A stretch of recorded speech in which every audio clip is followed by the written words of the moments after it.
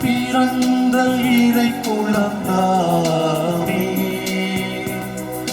அன்பினை காத்து அறம்பலப்போமே, அறம்பலப்போமே. அன்பினில் பிறந்த இறை குழந்தானே, அன்பினை காத்து அறம்பலப்போமே, அறம்பலப்போமே.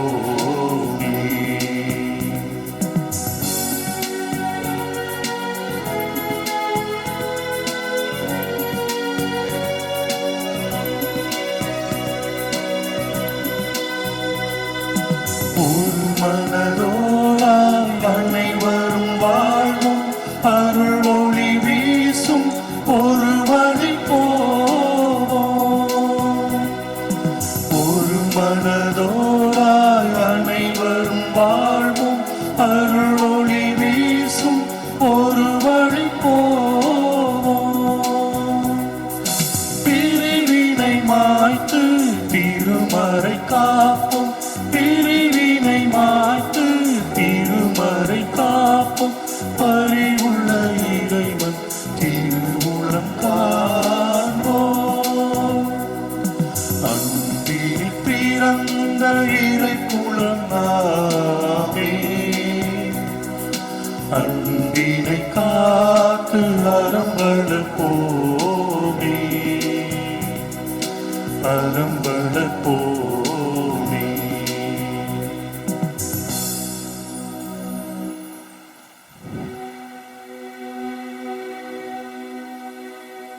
தந்தை மகன் தூயாவியாரின் பெயராலே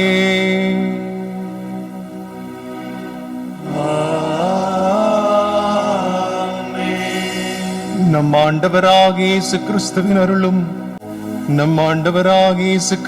அருளும் கடவுளின் அன்பும் தூயாவியாரின் நட்புறவும் உங்கள் அனைவரோடும் இருப்பதாக. ஆன்மாவோடும் இருப்பதாக. இயேசுவில் பிரியமான சகோதர சகோதரிகளே, நீண்ட நாட்கள் கழித்து மீண்டுமாக இந்த காணொளி மூலமாக திருப்பலியில் சந்திப்பதிலே மிகுந்த மகிழ்ச்சி அடைகிறோம். இறைவனுடைய தெய்வீக உன்னத பலியிலே நாம் கலந்து கொள்வதற்கு இறைவன் நிறைவேற்றுவதற்கு இறைவன் ஒரு வாய்ப்பை கொடுத்திருக்கிறார், அவருடைய அருள் வளம் கொடுத்திருக்கிறார். எனவே நாம் அனைவரும் இந்த நேரத்தில் இறைவனுக்கு நாம் நன்றி செலுத்துவோம். இன்று ஆண்டின் பொதுக்காலம் 15வது வாரத்தை நாம் கொண்டாடுகிறோம். இந்த வாரத்திலே ஆண்டவர் இயேசு கிறிஸ்து நம்மை பார்த்து அவருடைய வார்த்தை எவ்வளவு வல்லமை உள்ளது என்பதை நமக்கு எடுத்துச் சொல்லுகிறார். இறைவனுடைய வார்த்தை வல்லமை உள்ளது.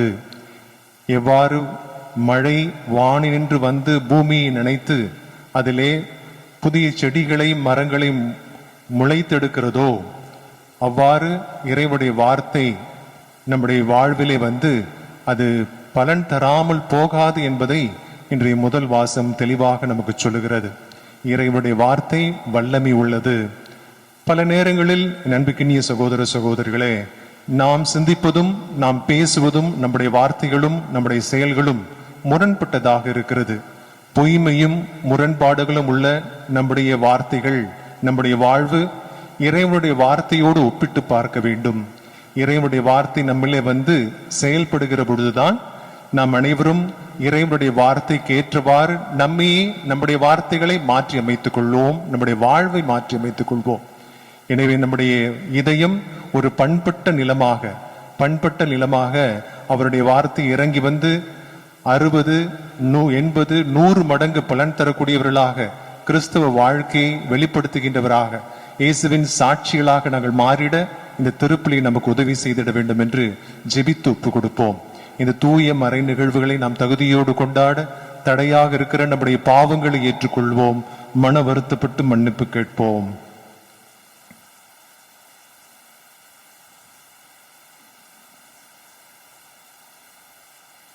எல்லாமல்ல இறைவனிடமும் சகோதர சகோதரிகளே உங்களிடமும் நான் பாவி என்று ஏற்றுக்கொள்கிறேன். ஏனெனில் என் சிந்தனையாலும் சொல்லாலும் செயலாலும் கடமைகளில் தவறியதாலும் பாவங்கள் பல செய்தேன். என் பாவமே, என் பாவமே, என் பெரும் பாவமே. ஆகையால் எப்பொழுதும் கன்னிகையான புனித மரியாளையும் வானதூதர் புனிதர் அனைவரையும் சகோதர சகோதரிகளை உங்களையும் நம் தேவனாகிய ஆண்டவரிடம் எனக்காக வேண்டிக் கொள்ள மன்றாடுகிறேன். எல்லாமல்ல அன்பிறைவன் நம் மீது மனம் இறங்கி நம்முடைய பாவங்களை எல்லாம் மன்னித்து நம்மை முடிவில்லா நித்திய பேரின்ப வாழ்விற்கு நம்மை அழைத்துச் செல்வாராக. ஆமென்.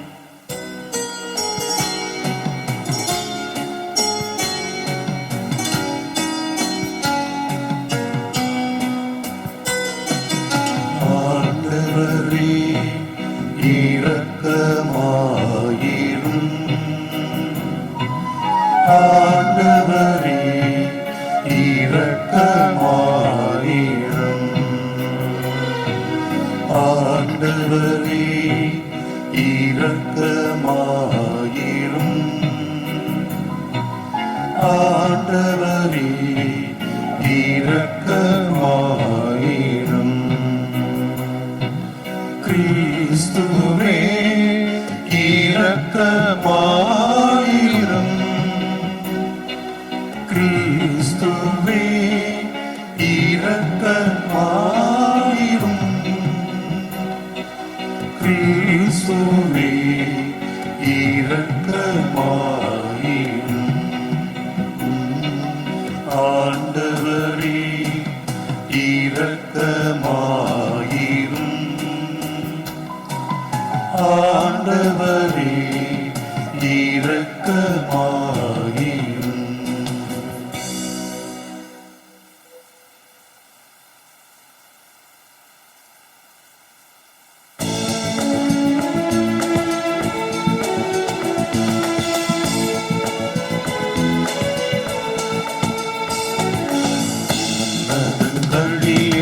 கடவுளுக்கு ஆட்சி உண்டாகுக. உலகினிலே நல் மனத்தோர்க்கு அமைதி உண்டாகுக. புகழ்கின்றோம் யாவும் உம்மையே, வாழ்த்துகின்றோம் இறைவனே. உமக்கு ஆராதனை புரிந்து உம்மை மாட்சிப்படுத்துகின்றோம். உமது மேலான மாட்சியின் பொருட்டு உமக்கு நன்றி கூறுகின்றோம். ஆண்டவராகிய இறைவனே, இணையில்லாத விண்ணரசே, ஆற்றல் அனைத்தும் கொண்டிலங்கும் வல்ல தந்தை இறைவனே, ஒரே மகனாக உதித்த ஆண்டவர் இயேசு கிறிஸ்து இறைவனே. ஆண்டவராகிய இறைவனே, இறைவனின் திரு செம்மறியே, தந்தையினின்று என்றென்றுமாக உதித்த இறைவன் மகனே நீ. உலகின் பாவம் போக்குபவரே, நீர்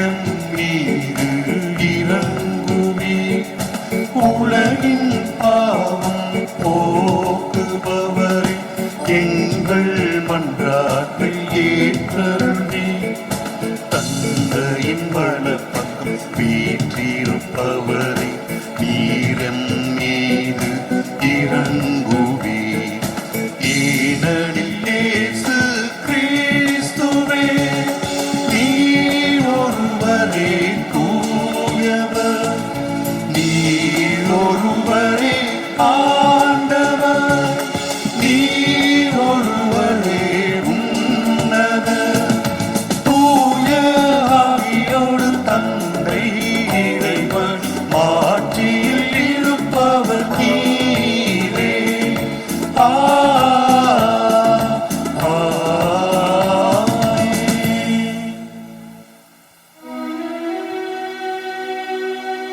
மன்றாடுவோமாக.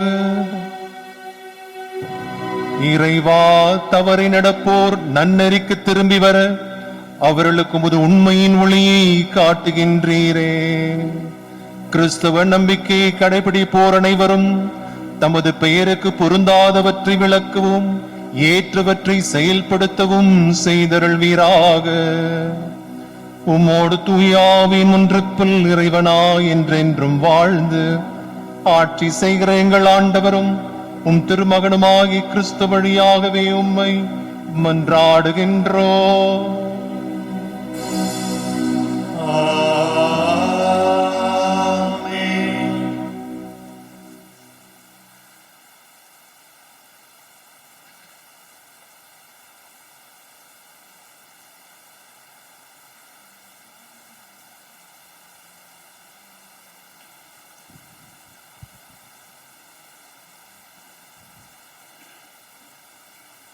இறைவாக்கினர் எசையா நூலிலிருந்து வாசகம்.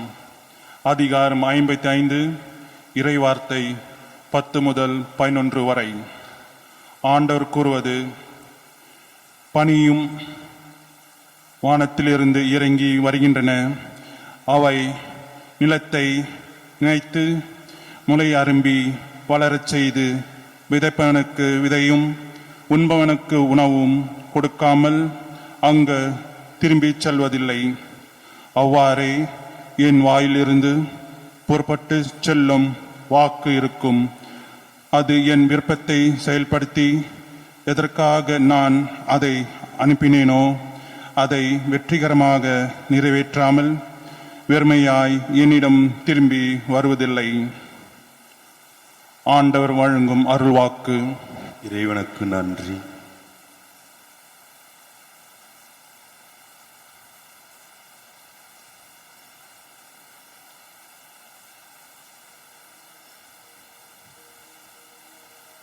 திருப்பாடல் 65 வசனங்கள் 9 முதல் 13 முடிய.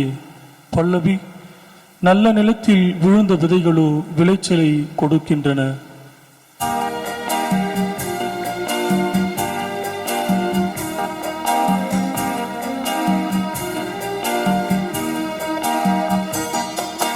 நல்ல நிலத்தில் விழுந்த விதைகளோ விளைச்சலை கொடுக்கின்றன. நல்ல நிலத்தில் விழுந்த விதைகளோ விளைச்சலை கொடுக்கின்றன. நல்ல நிலத்தில் விழுந்த விதைகளோ விளைச்சலை கொடுக்கின்றன. நல்ல நிலத்தில் விழுந்த விதைகளோ விளைச்சலை கொடுக்கின்றன. மண்ணுலகை பேணி அதன் நீர்வளத்தையும் நிலவளத்தையும் பெருக்கினீர். கடவுளின் ஆறு கரை புரண்டோடியது. அது தானியங்களை நிரம்ப விளையச் செய்தது. பல்லவி. நல்ல நிலத்தில் விழுந்த விதைகளோ விளைச்சலை கொடுக்கின்றன. நல்ல நிலத்தில் விழுந்த விதைகளோ விளைச்சலை கொடுக்கின்றன. நீரே அவற்றை இவ்வாறு விளையச் செய்துள்ளீர். அதன் படைசால்களில் தண்ணீரை நிறைந்தோடச் செய்தீர். அதன் கரையோர நிலங்களை பரம்படித்து மென்மழையால் மிருதுவாக்கினீர். அதன் வளமைக்கு ஆசி வழங்கினீர். பல்லவி. நல்ல நிலத்தில் விழுந்த விதைகளோ விளைச்சலை கொடுக்கின்றன. நல்ல நிலத்தில் விழுந்த விதைகளோ விளைச்சலை கொடுக்கின்றன. ஆண்டு முழுவதும் உமது நலத்தால் முடிசூட்டுகின்றீர். உம்முடைய வழிகள் எல்லாம் வளம் கொழிக்கின்றன. பாலை நிலத்தில் மேய்ச்சல் நிலங்கள் செழுமை பொங்குகின்றன. குன்றுகள் அக்களிப்பை இடைக்கச்சையாய் அணிந்துள்ளன. பல்லவி. நல்ல நிலத்தில் விழுந்த விதைகளோ விளைச்சலை கொடுக்கின்றன. நல்ல நிலத்தில் விழுந்த விதைகளோ விளைச்சலை கொடுக்கின்றன. புல்வெளிகள் மந்தைகளை ஆடை என கொண்டுள்ளன. பள்ளத்தாக்குகள் தானியங்களால் தங்களை போர்த்தி கொண்டுள்ளன. அவற்றில் எங்கும் தாவரம் ஆரவாரம் எம்மருங்கும் இன்னிசை. பல்லவி. நல்ல நிலத்தில் விழுந்த விதைகளோ விளைச்சலை கொடுக்கின்றன. நல்ல நிலத்தில் விழுந்த விதைகளோ விளைச்சலை கொடுக்கின்றன.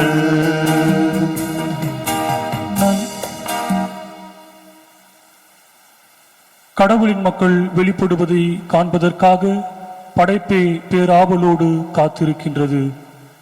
திருத்தூதர் பவுல் ரோமியருக்கு எழுதிய திருமுகத்தில் இருந்து வாசகம். அதிகாரம் 8 இறை வசனங்கள் 18 முதல் 23 முடிய. சகோதரர் சகோதரிகளே, இக்காலத்தில் நாம் படும் துன்பங்கள் எதிர்காலத்தில் நமக்காக வெளிப்பட போகின்ற மாட்சியோடு ஒப்பிட தகுதியற்றவை என நான் எண்ணுகின்றேன். இம்மாட்சியுடன் கடவுளின் மக்கள் வெளிப்படுவதை காண்பதற்காக படைப்பே பேராவலோடு காத்திருக்கின்றது. ஏனெனில் படைப்பு பயனற்ற நிலைக்கு உட்பட்டுள்ளது.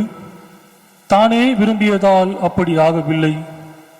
அதை உட்படுத்தினவரின் விருப்பத்தால் அவ்வாறு ஆயிற்று. எனினும் அது எதிர்நோக்கை இழந்த நிலையில் இல்லை. அது அழிவுக்கு அடிமைப்பட்டிருக்கும் நிலையில் இருந்து விடுவிக்கப்பட்டு கடவுளின் பிள்ளைக்குரிய பெருமையும் விடுதலையையும் தானும் பெற்றுக்கொள்ளும் என்கின்ற எதிர்நோக்கோடு இருக்கின்றது. இந்நாள் வரை படைப்பு அனைத்தும் ஒருங்கே பேறுகால வேதனையுற்று தவிக்கின்றது என்பதை நாம் அறிவோம்.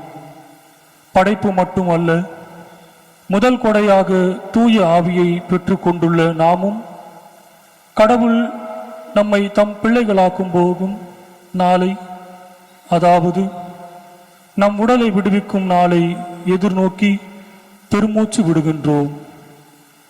ஆண்டவர் வழங்கும் அருள் வாக்கு. இறைவனுக்கு நன்றி.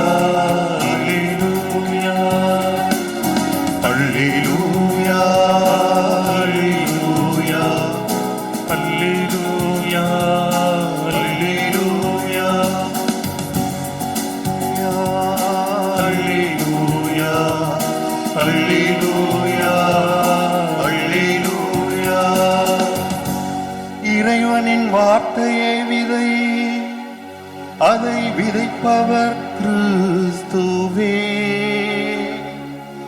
அவரை கண்டடைபவர் எல்லாரும் என்றென்றும் நிலைத்திருப்பார். அல்லேலூயா அல்லேலூயா அல்லேலூயா அல்லேலூயா அல்லேலூயா.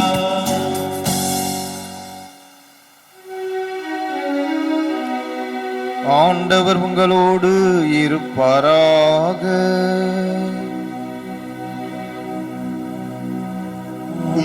ஆன்மாவோடும் இருப்பாராக. புனித மத்தேயு எழுதிய தூய நற்செய்தியிலிருந்து வாசகம். ஆண்டவரே மாட்சி உமக்கே.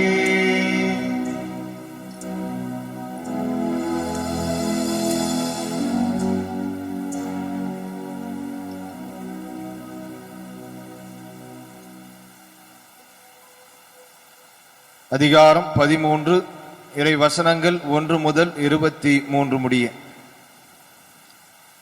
அக்காலத்தில் இயேசு வீட்டிற்கு வெளியே சென்று கடலோரத்தில் அமர்ந்தார்.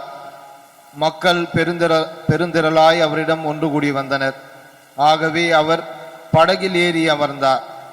திரண்டிருந்த மக்கள் அனைவரும் கடற்கரையில் நின்று கொண்டிருந்தனர். அவர் ஓமைகள் வாயிலாக பலவற்றை குறித்து அவர்களோடு பேசினார். விதைப்பவர் ஒருவர் விதைக்கச் சென்றார். அவர் விதைக்கும் பொழுது சில விதைகள் வழியோரம் விழுந்தன. பறவைகள் வந்து அவற்றை விழுங்கிவிட்டன. வேறு சில விதைகள் மிகுதியான மண்ணில்லா பாறை பகுதிகளில் விழுந்தன. அங்கே மண் ஆழமாக இல்லாததால் அவை விரைவில் முளைத்தன. ஆனால் கதிரவன் மேலே எழ அவை காய்ந்து வேறில்லாமல் கருகி போயின. மற்றும் சில விதைகள் முட்செடிகளின் இடையே விழுந்தன. முட்செடிகள் வளர்ந்து அவற்றை நெருக்கிவிட்டன. ஆனால் இன்னும் சில விதைகள் நல்ல நிலத்தில் விழுந்தன.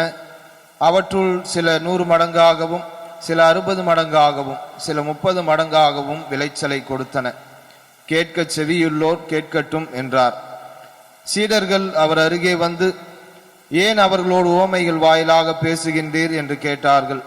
அதற்கு இயேசு அவர்களிடம் மறுமொழியாக கூறியது, விண்ணரசின் மறைபொருளை அறிய உங்களுக்கு கொடுத்து வைத்திருக்கிறது, அவர்களுக்கோ கொடுத்து வைக்கவில்லை. உள்ளவருக்கு கொடுக்கப்படும், அவர் நிறைவாக பெறுவார். மாறாக இல்லாதவரிடமிருந்து உள்ளதும் எடுக்கப்படும். அவர்கள் கண்டும் காண்பதில்லை, கேட்டும் கேட்பதில்லை, புரிந்து கொள்வதும் இல்லை. இதனால்தான் நான் அவர்களோடு ஓமைகள் வாயிலாக பேசுகிறேன். இவ்வாறு எசாயாவின் பின்வரும் இறைவாக்கு அவர்களிடம் நிறைவேறுகிறது. நீங்கள் உங்கள் காதால் தொடர்ந்து கேட்டும் கருத்தில் கொள்வதில்லை, உங்கள் கண்களால் பார்த்து கொண்டே இருந்தும் உணர்வதும் இல்லை. இம்மக்களின் நெஞ்சம் கொழுத்து போய்விட்டது, காதும் மந்தமாகிவிட்டது. இவர்கள் தம் கண்களை மூடிக்கொண்டார்கள். எனவே கண்ணால் காணாமலும் காதால் கேளாமலும் உள்ளத்தால் உணராமலும் மனம் மாறாமலும் இருக்கின்றார்கள். நானும் அவர்களை குணமாக்காமல் இருக்கிறேன். உங்கள் கண்களோ பேறு பெற்றவை, ஏனெனில் அவை காண்கின்றன. உங்கள் காதுகளும் பேறு பெற்றவை, ஏனெனில் அவை கேட்கின்றன. நான் உறுதியாக உங்களுக்கு சொல்கிறேன், பல இறைவாக்கினர்களும் நேர்மையாளர்களும் நீங்கள் காண்பவற்றை காண ஆவல் கொண்டிருந்தார்கள், ஆனால் அவர்கள் காணவில்லை. நீங்கள் கேட்பவற்றை கேட்க விரும்பினார்கள், ஆனால் அவர்கள் கேட்கவில்லை. எனவே விதைப்பவர் ஓமையை பற்றி கேளுங்கள். வழியோரும் விதைக்கப்பட்ட விதைகளுக்கு ஒப்பானோர் இறையாட்சியை குறித்து இறை வார்த்தையை கேட்டும் புரிந்து கொள்ள மாட்டார்கள். அவர்கள் உள்ளத்தில் விதைக்கப்பட்ட விதையை தீயோன் கைப்பற்றி செல்வான். பாறை பகுதிகளில் விதைக்கப்பட்ட விதைகளுக்கு ஒப்பானோர் இறை வார்த்தையை கேட்டவுடன் அதை மகிழ்ச்சியோடு ஏற்றுக்கொள்வார்கள். ஆனால் அவர்கள் வேறற்றவர்கள், எனவே அவர்கள் சிறிது காலமே நிலைத்திருப்பார்கள். இறை வார்த்தையின் பொருட்டு வேதனையோ இன்னலோ நேர்ந்தவுடனே தடுமாற்றம் அடைவார்கள். முட்செடிகளுக்கிடையே விழுந்த விதைகளுக்கு ஒப்பானோர் இறை வார்த்தையை கேட்டும் உலக கவலையும் செல்வ மாயையும் அவ்வார்த்தையை நெருக்கி விடுவதால் பயனளிக்க மாட்டார்கள். நல்ல நிலத்தில் விதைக்கப்பட்ட விதைகளுக்கு ஒப்பானோர் இவ்வார்த்தையை கேட்டு புரிந்து கொள்வார்கள். இவர்களுள் சிலர் 100 மடங்காகவும், சிலர் 60 மடங்காகவும், சிலர் 30 மடங்காகவும் பயனளிப்பர். ஆண்டவரின் அருள்வாக்கு. கிறிஸ்துவே உமக்கு புகழ்.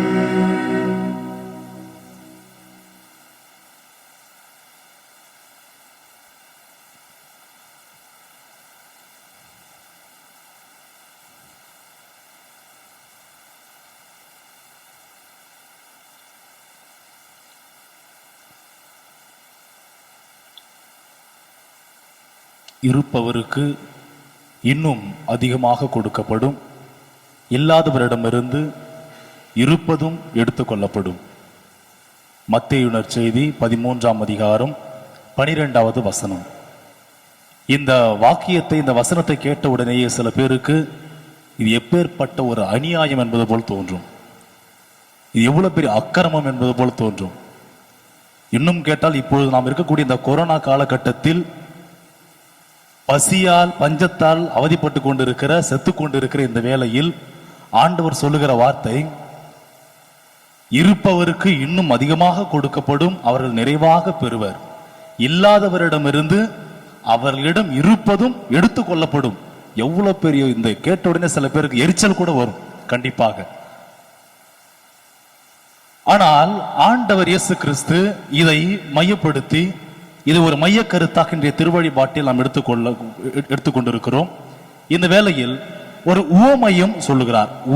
உவமை என்பது கதை. ஆண்டவர் இயேசு கிறிஸ்து வாழ்ந்த காலகட்டத்தில் ஒன்றும் தெரியாத அப்பாவி மக்கள் அவரிடம் ஏராளமாக சாரியாக வந்தார்கள். அவர்களுக்கு பல்வேறு நற்செய்தி போதிக்கும் பொழுது கதைகளை சொல்லுவார். அந்த கதைகளை தான் உவமைகள் என்று சொல்லுகிறோம். ஆக அப்படிப்பட்ட சூழலில் ஒரு உவமை சொல்லுகிறார். அந்த உவமைக்கு நாம் செல்வதற்கு முன்னால் ஒரு நிஜ கதையை நாம் உணர்ந்து கொள்ள வேண்டும், புரிந்து கொள்ள வேண்டும். அந்த நிஜ கதையை நாம் பின்புலமாக வைத்து உவமைக்கு சென்று அந்த உவமையில் மூலம் நாம் திருவழிபாட்டினுடைய இந்த மைய கருத்தை, இருப்பவருக்கு கொடுக்கப்படும், இல்லாதவரிடமிருந்து இருப்பதும் எடுத்துக் கொள்ளப்படும் என்கிற இந்த ஒரு மைய கருத்தை நாம் இன்று நிறைவு செய்யலாம். பீகார் மாநிலம் தர்பங்கா என்கிற ஒரு பின்தங்கிய கிராமங்களில் ஒன்று. அங்கு இருக்கக்கூடிய திரு மோகன் பஸ்வான் என்கிற ஒரு ஏழை குடும்பத்தை சார்ந்த ரிக்ஷா ஓட்டுநர். இவர் ஹரியானா மாநிலம் குர்ஹாம் என்கிற கிராமத்திற்கு பல ஆண்டுகளுக்கு முன் சென்றிருக்கிறார். சென்று அங்கு ரிக்ஷாவை இழுத்து ரிக்ஷா ஓட்டி தன்னுடைய பிழைப்பை நடத்தி கொண்டிருக்கிறார். அப்படி நடத்தி கொண்டிருந்த காலகட்டத்தில், இருக்கக்கூடிய அந்த நேரத்தில் அவர் அதிலிருந்து வருகிற அந்த வருமானத்தின் பொறுத்து தான் பீகாரில் இருக்கக்கூடிய தன்னுடைய குடும்பத்திற்கு அவர் தன்னுடைய உணவு அளிக்கிற ஒரு நிலைமையில் இருக்கிற ஏழை குடும்பத்தை சார்ந்தவர். இவர் ரிக்ஷா ஓட்டுவதுதான் இவருக்கு தொழிலாக இருந்தது. ஏழை குடும்பத்தை சார்ந்தவர். இந்த சூழலில் சில மாதங்களுக்கு முன், அதாவது இந்த கொரோனா பாதிப்பு ஏற்படுவதற்கு சில நாட்களுக்கு முன் தான் இவருக்கு இந்த ரிக்ஷாவில் பயணம் செய்கிற ஒரு நேரத்தில் இடது காலில் அடிபட்டு கால் முறிவு ஏற்பட்டு விட்டது. சிகிச்சை அளித்த மருத்துவர்கள் சொல்கிறார்கள், நீங்கள் உங்களுடைய இடது காலை அடிபட்ட அந்த காலை நீங்கள் அசைக்க கூட கூடாது, நீங்கள் ஓய்வு எடுக்க வேண்டும் என்று சொல்கிறார். அவர் ஓய்வு எடுத்துக் கொண்டிருந்த அந்த ஒரு வார காலகட்டத்தில் தான் கொரோனா என்கிற இந்த ஒரு பாதிப்பு இந்தியா முழுக்க பரவ ஆரம்பிக்கிறது. இதை அறிந்த உடனேயே எப்படியாவது செல்ல வேண்டும், தந்தை அங்கு தனியாக இருக்கிறாரே என்று நினைத்து அவருடைய மகள் 15 வயது, படிப்பு அறிவு கூட, அதாவது 8ஆம் வகுப்பை கூட தாண்ட முடியவில்லை என்றால் ஏழ்மை நிலை, ஏழ்மையின் காரணமாக 8ஆம் வகுப்பை கூட தாண்ட முடியவில்லை. அந்த 15 வயது சிறுமி, அவருடைய பெயர் ஜோதி குமாரி 15 வயது சிறுமி. இவர் தந்தை அங்க தனியாக கஷ்டப்பட்டு கொண்டிருக்கிறாரே என்று நினைத்து பீகார் மாநிலத்திலிருந்து எப்படியோ அவர் அங்க சென்றிருக்கிறார். தந்தையோடு இருக்க இப்படி ஒரு காலகட்டத்தில் அவர் சென்று விட்டார். சென்று விட்ட காலத்தில் அப்பாவுக்கு அவர் ஓய்வு எடுக்கக்கூடிய நேரத்தில் எல்லா வசதிகளும் அடிப்படை தேவைகளையும் செய்து கொடுத்து கொண்டு வருகிறார். இந்த ஒரு நேரத்தில் தான் கொரோனா பாதிப்பும் தலை தூக்குகிறது, பரவலாகுகிறது, அனைத்தையும் பாதிக்கிறது, பொருளாதாரத்தை சீர்குலைக்கிறது, அனைத்தைக்கும் ஒரு அச்சத்தை உருவாக்குகிறது. இந்த ஒரு காலகட்டத்தில் இருவருக்கும் ஒரு சிந்தனை என்பதை விட ஒரு ஏக்கம் அல்லது ஒரு எண்ணம் என்னவென்றால், எப்படியாவது இந்த சூழலில் நாம் நம்முடைய சொந்த மாநிலமான பீகார் மாநிலத்துக்கு நம்ம கிராமம் தர்பங்கா, அந்த கிராமத்தில் நாம் செல்லலாம் என்று முடிவெடுக்கிறார்கள். முடிவெடுத்து அவர்கள் முயற்சி மேற்கொள்ளப்படுறது அவர்களுக்கு ஒரு அதிர்ச்சி ஏற்படுகிறது. என்ன அதிர்ச்சி? எந்த ஒரு எல்லா பேருந்துகளும், பேருந்து வசதிகளும், ரயில் சேவைகளும் நிறுத்தப்பட்டு விட்டது. அவர்கள் செல்ல முடியாத ஒரு சூழ்நிலை, தவிக்கிறார்கள். தவித்து இந்த நேரத்தில் எப்படியாவது அந்த லாரி ஏதாவது பிடித்து செல்லலாம் என்று யோசிக்கிறார்கள். யோசித்து அதற்கான ஒரு முயற்சி எடுக்கும் பொழுது ஒரு நபருக்கு 6000 தொகை தேவைப்படுகிறது. இவர்கள் கையில் இருப்பதோ வெறும் 3000 மட்டும்தான். 3000 வைத்துக் கொண்டு அவர்கள் செல்ல முடியாத ஒரு சூழ்நிலை. அவர்கள் தவித்துக் கொண்டிருக்கிறார்கள். கூடவே நாளுக்கு நாள் இந்த கொரோனாவுடைய பாதிப்பும் பயமும் அச்சமும் அதிகரித்து கொண்டிருக்கிறது. இந்த சூழலில் இவர்கள் இருவர் மட்டுமே இங்கு இருக்கிறார்கள். ஒன்றும் தெரியவில்லை, ஒன்றும் முடியாத சூழ்நிலையில் அந்த சிறுமி, 15 வயது ஜோதிகுமாரி சிறுமி தைரியத்தோடு வைராகியத்தோடு மிகப்பெரிய ஒரு முயற்சி எடுக்கிறார். ஒரு சாதனை படைக்க ஆரம்பிக்கிறார். என்ன? இருக்கக்கூடிய 3000 தொகையில் 2000 ரூபாய்க்கு ஒரு பழைய சைக்கிளை வாங்குகிறார். அங்கு சைக்கிளை வாங்கி அவர்கள் வைத்திருந்த அந்த துணிமணிகள் எல்லாம் ஒரு மூட்டையாக கட்டி சைக்கிள் மீது வைத்து தன்னுடைய அப்பாவையும் தூக்கி சைக்கிள் மீது வைத்து மே மாதம் 10ஆம் தேதி தன்னுடைய பயணத்தை பீகார் ஹரியானா மாநிலத்திலிருந்து துவங்குகிறார். அவர் துவங்கி கிட்டத்தட்ட வெறும் 7 நாட்களில், ஒரு வாரம் இவர்கள் அங்கு இந்த மாநிலத்தில், ஹரியானா மாநிலத்திலிருந்து பீகார் மாநிலத்திற்கு ஏதோ 20 கிலோமீட்டரோ அல்லது 30 கிலோமீட்டர் கிடையாது, சரியாக கணித்து சொன்னால் 1200 கிலோமீட்டர், 1200 கிலோமீட்டர் தூரத்தை இந்த சிறுமி தன்னுடைய கால் முறிந்த அப்பாவை, தந்தையை வைத்துக் கொண்டு, அவர்களுடைய மூட்டை முடிச்செல்லாம் வைத்துக் கொண்டு சைக்கிளில் வெறும் 7 நாட்களில் பயணம் செய்து சாதித்திருக்கிறார். இந்த ஒரு சாதனையை நாம் சாதாரணமாக நினைத்துக் கொள்ள முடியாது. ஒரு நாளைக்கு 7 நாட்கள் அவர் கடந்திருக்கிறார் என்றால், அப்படி என்றால் ஒரு நாளைக்கு அவர் எத்தனை கிலோமீட்டர் வேகத்தில் அல்ல எத்தனை கிலோமீட்டர் பயணம் செய்திருக்க வேண்டும்? ஒரு நாளைக்கு 200 கிலோமீட்டர் அவர், அதாவது ஒரு நாளைக்கு நம்ம 100 கிலோமீட்டர் போனா கூட 2 வாரங்கள், அதாவது 12 நாட்கள் தேவைப்படுகிறது. ஒரு நாளைக்கு 100 கிலோமீட்டர் போனால் கூட 12 நாட்கள் தேவைப்படுகிறது. ஆனால் 7 நாட்களை கடந்திருக்கிறார் என்றால் எவ்வளவு சூழ்நிலையில் அவள் எவ்வளவு ஒரு மன தைரியத்தோடு, எவ்வளவு துணிச்சல் என்பது ஒரு தைரியம், உற்சாகத்தோடு, அவர் வைராகியத்தோடு கடந்திருப்பார். இந்த ஒரு செய்தியை கேட்ட பிறகுதான் வழியில் போகிற பொழுது அவளுக்கு எடுக்கிற அந்த பசி என்னாவது, உடல் உபாதைகள் என்னாவது, அடிப்படை தேவை என்னாவது, உறக்கம் என்னாவது, வலி என்னாவது, உடல் சோர்வு என்னாவது, எல்லாத்தையும் புரிந்து கொண்டு, எல்லாத்தையும் தெரிந்து கொண்டு அவர் தன்னுடைய தந்தையை நோக்கி அவர் செய்திருக்கிறார். வழியில் பார்க்கிறவர்கள் கூட அவர்கள் என்ன நினைப்பார்கள் என்றால், ஏதோ பக்கத்து வீட்டுக்காரர் இருக்க போல இருப்பாருக்கு, அப்பா கூட்டின்னு போறார், அப்படிதான் நினைத்திருப்பார்கள். கண்டிப்பா கிடையாது. 1200 கிலோமீட்டர் தூரத்தை கடக்கக்கூடிய ஒரு மிகப்பெரிய சாதனை பெண் என்பதை யாரும் அப்பொழுது புரிந்து கொள்ளவில்லை. இந்த விஷயம் எப்படி தெரிந்து இருக்கிறது? அவர் வீட்டிற்கு, பீகார் மாநிலத்துக்கு சேர்வதற்கு முன்னால் அனைவரும் உறவினர்கள் எல்லாம் சேர்ந்து அவர்களை வரவேற்கிறார்கள். இந்த விஷயம் தெரிந்த உடனேயே மீடியாக்கள் எல்லாம், தொலைக்காட்சி நிருபர்கள் எல்லாம் வந்து கூடுகிறார்கள். கூடிய பிறகு அவர்கள் இருக்கிறார்கள். இந்த ஒரு சாதனை பெண்மணிக்கு கொடுக்கிற பரிசு 4 வகைகளை தெளிவுபடுத்தப்படுகிறது. அதாவது இந்திய சைக்கிள் பந்தய கூட்டமைப்பு, இந்திய அரசாங்கத்தினுடைய சைக்கிள் பந்தய கூட்டமைப்பு இந்த ஒரு சிறுமியைக்கு அதிகாரம் கொடுக்கிறார்கள். என்ன அதிகாரம்? இந்த சிறுமி இந்திய சைக்கிள் பந்தய அந்த கூட்டமைப்பினுடைய உறுப்பினராக, வீராங்கனையாக மாறுவதற்கு ஒட்டுமொத்த பொறுப்பையும் நாங்கள் இருக்கிறோம், ஒட்டுமொத்த செலவையும் நாங்கள் இருக்கிறோம், வந்து செல்வதற்கு அனைத்து செலவையும் இருக்கிறோம் என்று அவர்கள் அதிகாரம் கொடுக்கிறார்கள். உள்ளூர், அந்த கிராமத்தில் இருக்கிற உள்ளூர் பள்ளியானது 8ஆம் வகுப்பை கூட தாண்டாமல் நிறுத்தப்பட்ட இந்த பெண்மணி, இந்த சிறுமிக்கு 9ஆம் வகுப்பில் நாங்கள் உடனடியாக சேர்த்து விடுகிறோம், அவளுக்கு தேவையான அனைத்து பள்ளி புத்தகங்கள், சீருடைகள் அனைத்தையும் நாங்கள் கொடுக்கிறோம் என்று அந்த அதிகாரம் கொடுத்திருக்கிறார்கள். அதைவிட முக்கியமாக அமெரிக்க ஜனாதிபதி ட்ரம்ப், இவருடைய மகள் இவாங்கா, இவள் சொல்லுகிறார், தன் தந்தை மீது வைத்த பாசத்தின் அடிப்படையிலும் இந்த ஒரு வீர பெண்மையினுடைய வீரத்தை வெளிக்காட்டுவதிலும் இவர் இப்படிப்பட்ட ஒரு தைரியத்தை, துணிச்சலாக இருந்து ஒரு முன்னுதாரணத்தை ஏற்படுத்தியிருக்கார் என்று அந்த அமெரிக்க ஜனாதிபதி ட்ரம்ப் இவருடைய மகள் இவாங்கா கூறியிருக்கிறார். அதைவிட முக்கியமாக கடந்த சில நாட்களுக்கு முன் இந்தியன் பேங்க் சார்பாக 30,000 ரொக்க தொகையை அந்த சிறுமிக்கு கொடுத்து வாழ்த்திருக்கிறார்கள். ஒவ்வொரு நாளும் இவருக்கு அவர்கள் பரிசுகளும் வாழ்த்துகளும் தெரிவித்துக் கொண்டிருக்கிறார்கள். இந்த ஒரு நிஜ கதையை, இந்த ஒரு வீராங்கனையினுடைய ஒரு செயல்பாட்டை நாம் பின்புலமாக வைத்துக் கொள்ள வேண்டுமானால் எந்த நேரத்தில் வைத்துக் கொள்ள வேண்டும்?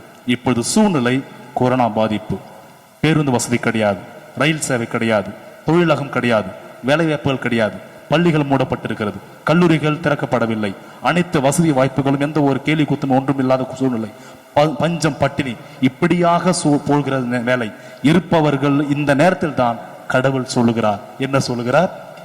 இருப்பவருக்கு இன்னும் கொடுக்கப்படும், இல்லாதவரிடமிருந்து இருப்பதும் எடுத்துக்கொள்ளப்படும்.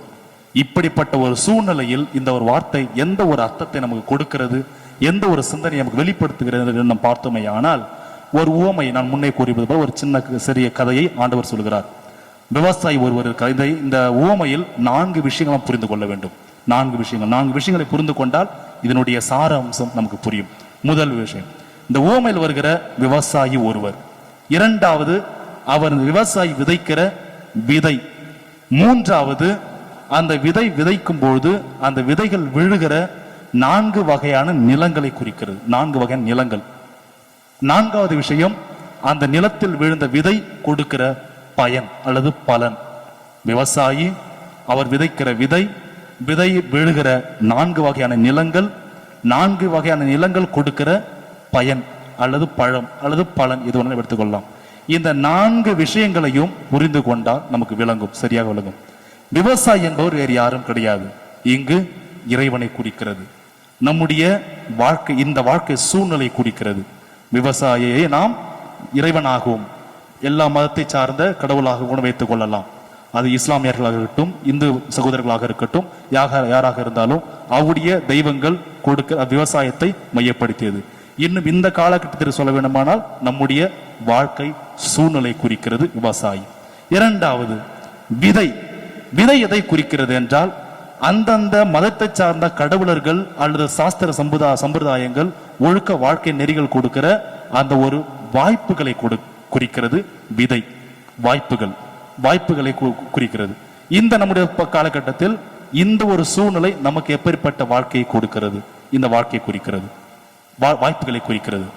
மூன்றாவது, இந்த விதை விழுகிற 4 வகையான நிலங்களை சொன்னேன்.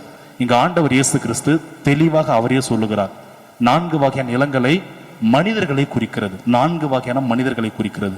முதல் வகை நிலம் என்ன குறிக்கிறதுனா வழியோர நிலம் என்று ஆண்டவர் இயேசு கிறிஸ்து சொல்லுகிறார். வழியோர நிலம். வழியோரத்துல நம்ம விதை போடனா என்ன ஆகும்? அது உள்ள ஊண்டாது. ஏன்னா வண்டி போவோம், நடைபாதை, மக்கள் வருவார்கள், கீழே போவோம் மேல வரும், கீழே போவோம் மேல வரும். ஆகவே வேறே விடாம செத்து போயிடும். பயன் என்பது கிடையாது. முதல் பலன் அங்கு கிடையாது.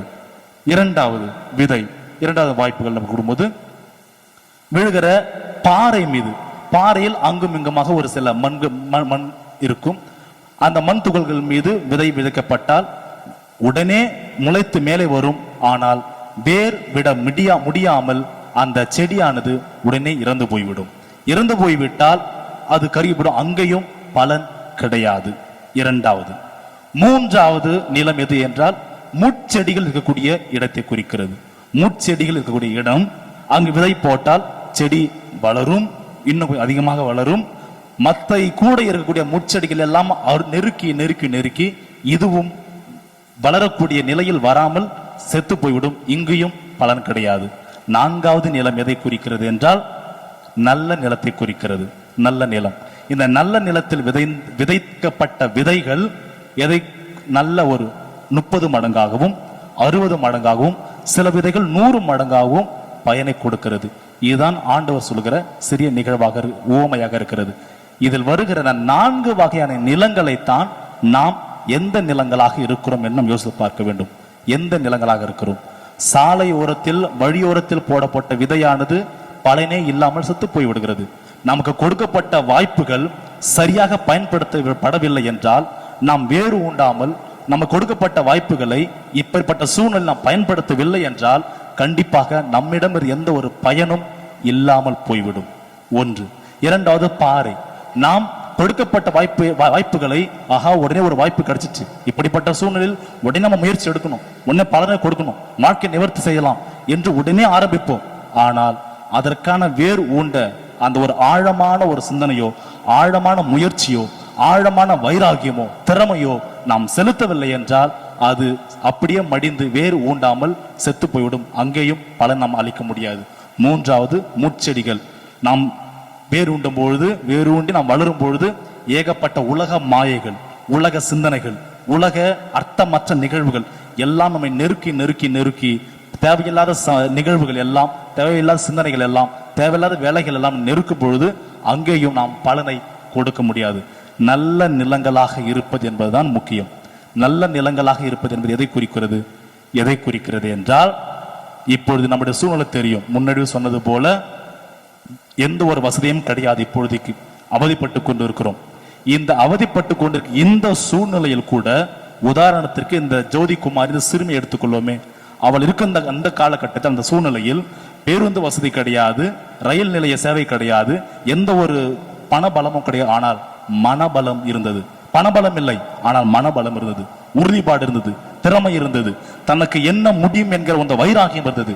வைராகியத்தை வைத்துக் கொண்டு அவள் தொடர்ந்து தொடர்ந்து தொடர்ந்து தொடர்ந்து இப்பொழுது ஒரு வீராங்கனையாக இந்திய சைக்கிள் பந்தய கூட்டமைப்பினுடைய ஒரு அங்கத்தினராக சேருவதற்கு அதிகாரம் பெற்றிருக்கிறார் என்றால், தனக்கு கிடைத்த வாய்ப்புகளை, தன்மேல் திணிக்கப்பட்ட வாய்ப்புகளை, விதைகளை, இறை வார்த்தைகளை, நற்செய்திகளை நாம் வாழ்வாக்க நம்மிடம் இருக்கக்கூடிய சூழ்நிலையில் இருந்துதான் நாம் உறுதி செய்ய வேண்டும். ஒருவேளை இந்த சாலை ஓர நிலத்தை போன்று, முட்செடிகள் போன்ற நிலத்தை போன்று, பாறை போன்ற நிலத்தை போன்று நானே பாறை, எனக்கு என்ன முடியும் என்று நினைத்தால் ஒன்றும் இருக்காது. நானே முச்செடி, எனக்கு என்ன முடியும், எல்லாம் நெருக்குதுன்னு சொன்னா ஒண்ணும் முடியாது. நானே வழியோரம், நான் எங்க பண்றது, நான் என்ன முடியும் என்று சொன்னால் கண்டிப்பாக பலன் கொடுக்க முடியாது. ஆகவேதான் இப்பொழுது இந்த ஒரு சிந்தனையை வைத்துக் கொண்டு கடவுள் சொல்லுகிறார், கடைசியாக மீண்டும் அந்த ஒரு மைய கருத்து, இருப்பவருக்கு இன்னும் அதிகமாக கொடுக்கப்படும், இல்லாதவரிடமிருந்து இருப்பதும் எடுத்துக்கொள்ளப்படும் என்கிற இந்த வார்த்தையினுடைய மைய கருத்து விளக்கம் தெளிவாக சொல்ல வேண்டுமானால், இப்படிப்பட்ட சூழ்நிலையிலும் என்னால் என்ன முடியும், என்னால் முடியும், என்னிடம் இருக்கிறது, நான் சாதிப்பேன், நான் இதை பயன்படுத்துவேன் என்கிற ஒரு துணிச்சல் உன்னிடம் இருக்கும் பொழுது உனக்கு இன்னும் கொடுக்கப்படும் என்பதுதான் அர்த்தம். என்னிடம் இருப்பதை வைத்துக்கொண்டு நான் எப்படி என்னுடைய வாழ்க்கையை ஓட்ட முடியும், என்னுடைய வாழ்க்கையை நான் சீர்படுத்த முடியும், எப்படி நான் சாதிக்க முடியும் என்கிற ஒரு எண்ண ஓட்டத்தில் நான் இருந்தே ஆனால் எனக்கு இன்னும் பலன்கள் அதன் நிமித்தமாக கொடுக்கப்படும். ஒருவேளை எனக்கே ஒண்ணும் இல்லை, என்னிடம் ஒண்ணுமே இருக்காது, நான் செய்ய முடியாது, வேலை கிடையாது, வெட்டி கிடையாது, என்னிடம் ஒண்ணுமே இல்லை என்று இல்லை இல்லை இல்லை என்றால் இருப்பதும் எடுத்துக்கொள்ளப்படும் என்கிற ஒரு இந்த வார்த்தையை, இறைவனுடைய வாழ்க்கையை, வாய்ப்பை நாம் உணர்ந்து கொண்டு நம் அனைவரையும் ஆண்டவர் விரைவாக இந்த கொரோனா நோயிலிருந்து, இப்படிப்பட்ட இக்கட்டான சூழ்நிலிருந்து ஒவ்வொருக்கும் ஆசீர்வாதத்தையும் அருளையும் கொடுத்து நம் ஒவ்வொருவரையும் வாய்ப்புகளை வழிநடத்த வேண்டும் என்று தொடர்ந்து மன்றாடுவோம். ஆமீன்.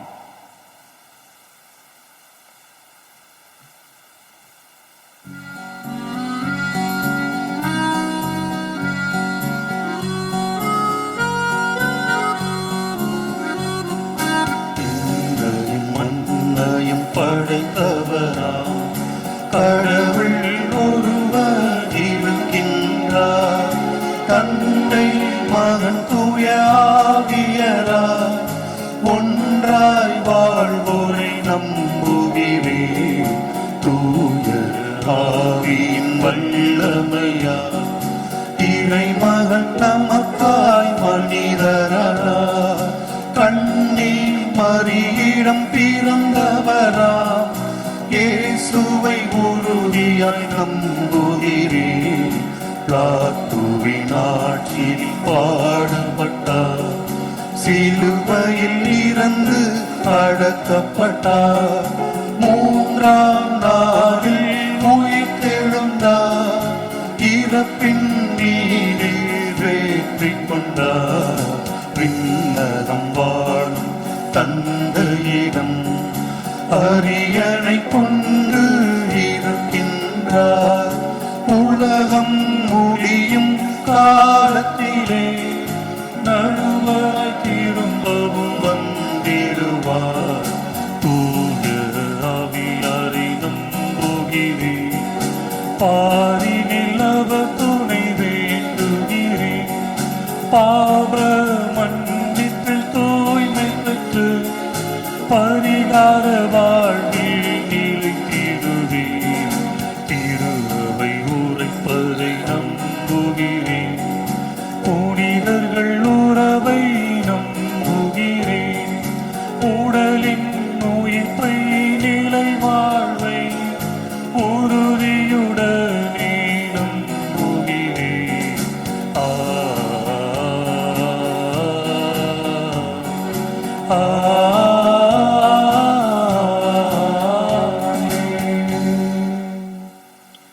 மிகுதியவர்களே, இறைவனுடைய வார்த்தை வல்லமை உடையது என்பதை நாம் கேட்டறிந்தோம். இறைவன் நம்மோடு இருந்து நம்முடைய ஜெபங்களை எல்லாம் கேட்கிறார். அவருடைய வார்த்தைக்கு ஏற்றவாறு நாம் வாழ்வதற்கு உதவி செய்கிறார். எனவே நாம் மனம் திறந்து அவருடைய வார்த்தைக்கு ஏற்றவாறு வாழ சக்தியை கேட்டு நம் அனைவருமாக சேர்ந்து ஜெபிப்போம். உங்கள் பதில் எல்லாம் வல்ல இறைவா எங்கள் மன்றாட்டை கேட்டருளும். எல்லாம் உள்ள இறைவா எங்கள் மன்றாட்டை கேட்டருளும். வார்த்தையை அனுப்புபவரே இறைவா, எம் திருத்தந்தை, ஆயர்கள், குருக்கள், துறவரத்தார் அனைவரும் உமது உண்மையின் வார்த்தையை உலகெங்கும் எடுத்துரைத்து உமக்கு உகந்த பிள்ளைகளாக மக்களை தயார் செய்ய உதவுமாறு இறைவா உம்மை மன்றாடுகின்றோம். எல்லாம் உள்ள இறைவா எங்கள் மன்றாட்டை கேட்டருளும். வார்த்தையை விதைப்பவரே இறைவா, உலகெங்கும் பரவியுள்ள தீமை மற்றும் அழிவின் நடுவே வாழும் மக்கள் அனைவரின் உள்ளத்திலும் உமது நன்மையின் வார்த்தையை விதைத்து உமக்கேற்ற பலன் தருபவர்களாய் உருவாக்குமாறு இறைவா உம்மை மன்றாடுகின்றோம். எல்லாம் உள்ள இறைவா எங்கள் மன்றாட்டை கேட்டருளும். வார்த்தையை விளைவிப்பவரே இறைவா, எம் நாட்டில் உமது வார்த்தை விதைக்கப்படும் இடங்கள் பாறைகளாகவும் உட்புதர்களாகவும் இல்லாமல் நல்ல நிலங்களாக பலன் தரவும் கிறிஸ்துவின் நற்செய்தி விரைந்து பரவவும் உதவுமாறு இறைவா உம்மை மன்றாடுகின்றோம். எல்லாம் உள்ள இறைவா எங்கள் மன்றாட்டை கேட்டருளும். ஆண்டு முழுவதும் உமது நலத்தால் முடிசூட்டும் அன்பு தந்தையே இறைவா, எமது இளைஞர்களை ஆசீர்வதித்து அவர்களை உமது அருள் நலன்களால் நிரப்பி அவர்கள் மகிழ்வோடும் மன நிறைவோடும் உமக்கு உகந்த பிள்ளைகளாக வாழ அவர்களை ஆசீர்வதித்து வழி நடத்த வேண்டும் என்று இறைவா உம்மை மன்றாடுகின்றோம். எல்லாம் உள்ள இறைவா எங்கள் மன்றாட்டை கேட்டருளும்.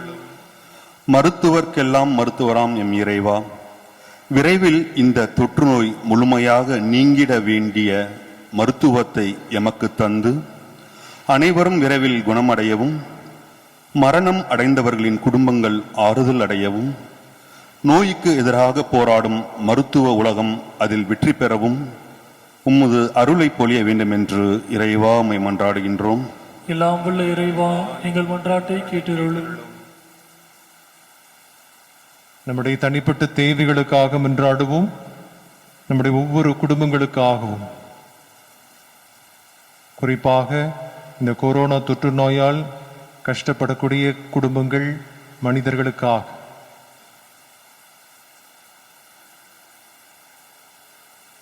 நம் அனைவருமாக சேர்ந்து ஜெபிப்போம். அன்பின் ஆண்டவரே, எங்கள் பரலோக தந்தையே, எங்களுக்கு தாயும் தந்தையுமாக இருந்து எங்களை வழிநடத்துகின்ற இறைவா, நாங்கள் அனைவரும் உண்மையை சார்ந்தவர்கள், உம்முடைய வார்த்தைக்கு கட்டுப்பட்டவர்களாக வாழ வேண்டும் என்று நாங்கள் ஆசிக்கின்றோம். எங்கள் அனைவரையும் நீர் ஆசீர்வதிப்பீராக.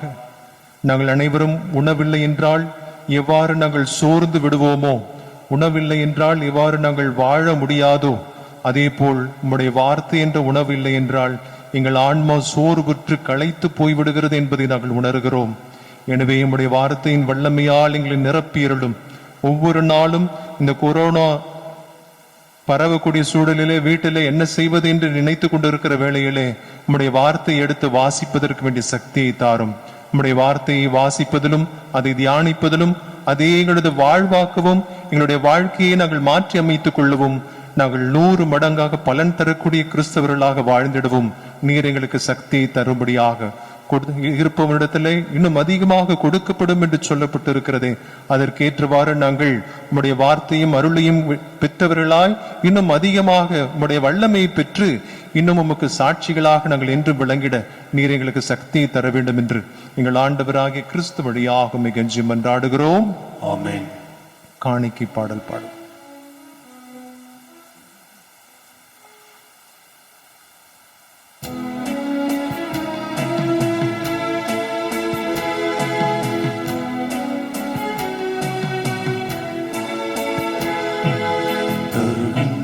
நேரம்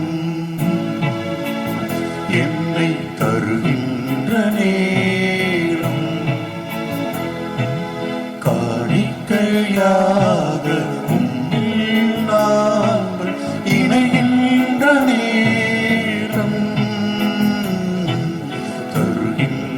நேரம் என்னை தருகின்ற நேரம்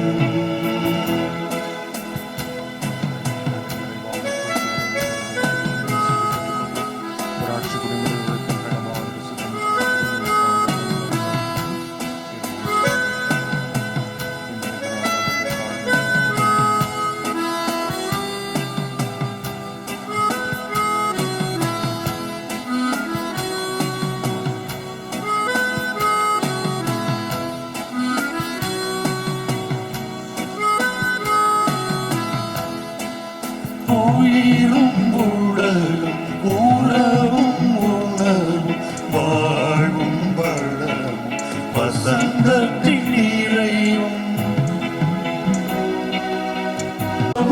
உணவும் வாழ்வும் வளமும் வசந்தத்தின் நிறைவும் உந்தன் பெருங்கொடையே நீ ஏழ்மக்காய் தந்தவையே உந்தன் பெருங்கொடையே நீ ஏழ்மக்காய் தந்தவையே இன்று உம்மில் இணைய வருகின்றோம் உமக்காயம்மை தருகின்றோம் தருகின்ற நேரம் என்னை தருகின்ற நேரம் காணிக்கையாக உம்மில் நாங்கள் இணைகின்ற நேரம் தருகின்ற நேரம் என்னை தருகின்ற நேரம். அன்புக்குரிய சகோதர சகோதரிகளே, என்னுடையதும் உங்களுடையதுமான பலியை எல்லாமுள்ள தந்தையாக இறைவனுக்கு ஏற்றதாகபடி மன்றாடுங்கள். ஆண்டவர் தமது திருப்பேரின் புகழ்ச்சிக்காகவும் மாட்சிக்காகவும் நமது நன்மைக்காகவும் புனித திரு அவையின் அனைத்து நலனுக்காகவும் உமது கையிலிருந்து இப்பலியை ஏற்றுக்கொள்வாராக. ஆண்டவரே, உம்மை நோக்கி மன்றாடும் திரு அவையின் காணிக்கையை கண்ணோக்கி அருளும். உம் நம்பிக்கையாளர் புனிதத்திலே வளர உதவும் உணவாக இவற்றை நீர் மாற்றி அருள்வீராக.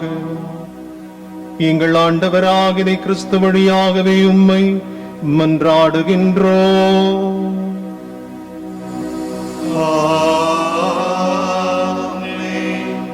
ஆண்டவர் உங்களோடு இருப்பாராக. ஆன்மாவோடும் இருப்பாராக. இதயங்களை மேலே எழுப்புங்கள். ஆண்டவரிடம் எழுப்பியுள்ளோம். நம் இறைவனாகிய ஆண்டவருக்கு நன்றி கூறுவோம். அது தகுதியும் நீதியும் ஆனதே. ஆண்டவரே, தூயவரான தந்தையே, என்றும் உள்ள எல்லாம் உள்ள இறைவா, எங்கள் ஆண்டவராகிய கிறிஸ்து வழியாக எந்நாளும் இவ்விடத்திலும் நாங்கள் உமக்கு நன்றி செலுத்துவது மெய்யாகவே தகுதியும் நீதியுமாகும், எங்கள் கடமையும் மீட்புக்குரிய செயலுமாகும். ஏனெனில் கிறிஸ்து பிறந்து முந்திய பாவ நிலையிலிருந்து மனிதனை புதுப்பித்தார், பாடுபட்டு எங்கள் பாவங்களை அழித்தார், இறந்தோரிடமிருந்து உயிர்த்தெழுந்து நிலை வாழ்வுக்கு வழிவகுத்தார். தந்தையே, அவர் உம்மிடம் விண்ணேறி வந்து விண்ணகத்தின் கதவுகளை எங்களுக்கு திறந்து வைத்தார். ஆகவே வானதூதர் அணிகளோடு புனிதரின் பெருந்திரளோடும் நாங்களும் சேர்ந்து உமக்கு புகழ்ச்சி பண்ணி செய்து முடிவின்றி சொல்வதாவது: தூயவர் தூயவர் தூயவர், வான்படைகளின் கடவுளாம் ஆண்டவர். விண்ணகமும் மண்ணகமும் உமது மாட்சியால் நிறைந்துள்ளன. உன்னதங்களிலே ஓசானா. ஆண்டவர் பெயரால் வருகிறவர் ஆசி பெற்றவர். உன்னதங்களிலே ஓசானா.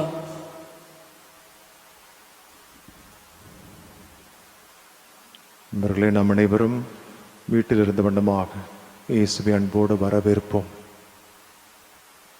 இயேசுவே, என் உள்ளத்தில் எழுந்தருளி வாரும்.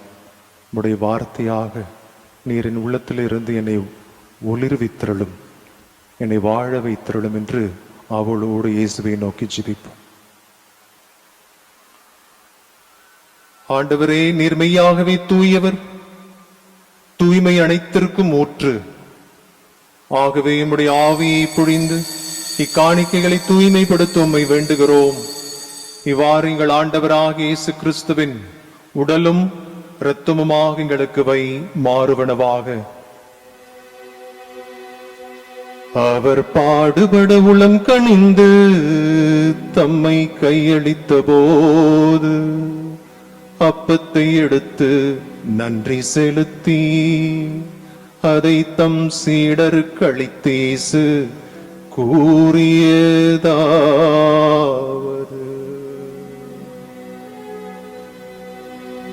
அனைவரும் இதிலிருந்து பெற்று உண்ணுங்கள், ஏனெனில் இது உங்களுக்காக கையளிக்கப்படும் என் உடல்.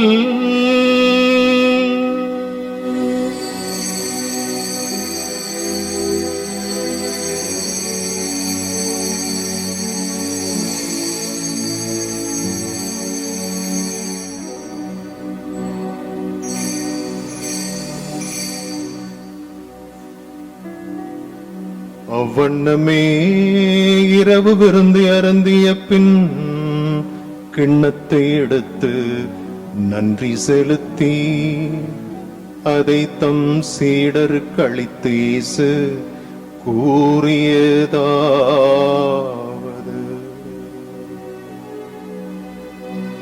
அனைவரும் இதிலிருந்து பெற்று பருகுங்கள், ஏனெனில் இது புதிய நிலையான உடன்படிக்கைக்குரிய என் இரத்தத்தின் கிண்ணம். இது பாவ மன்னிப்புக்கென்று உங்களுக்காகவும் எல்லோருக்காகவும் சிந்தப்படும். இதை என் நினைவாக செய்யுங்கள்.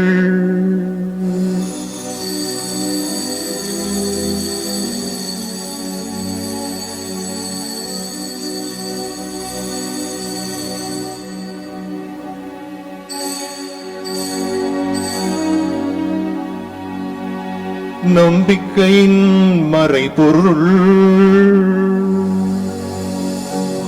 ஆண்டவரே, நீர் வருமளவும் உமது இறப்பினை அறிக்கையிடுகின்றோம், உமது உயிர்ப்பினையும் எடுத்துரைக்கின்றோம். ஆகவே ஆண்டவரே, நாங்கள் கிறிஸ்துவின் இறப்பினையும் உயிர்ப்பினையும் நினைவு கூர்ந்து வாழ்வு தரும் அப்பத்தையும் மீட்பளிக்கும் கிண்ணத்தையும் உமக்கு ஒப்புக் கொடுக்கிறோம்.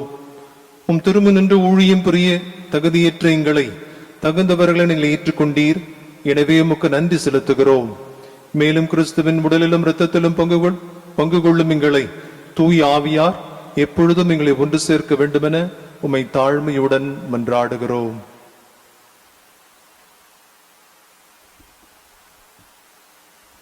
ஆண்டவரே, உலகெங்கும் வரவேற்கும் திருவாவை நினைவு கொண்டருளும். திருத்தந்தை பிரான்சிஸ், எங்கள் ஆதிநாதன், எல்லா திருநிகள் அனைவரோடும் திருவாவை அன்பின் நிறைவை பெறச் செய்தருளும்.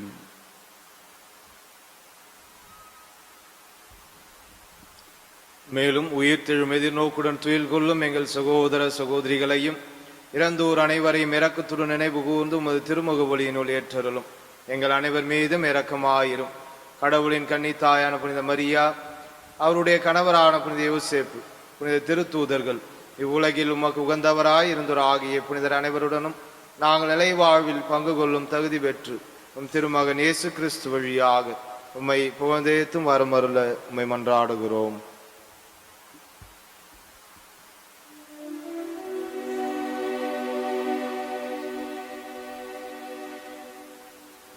இவர் வழியாக இவரோடு இவரில் எல்லாம் வல்ல இறைவனாகிய தந்தையே,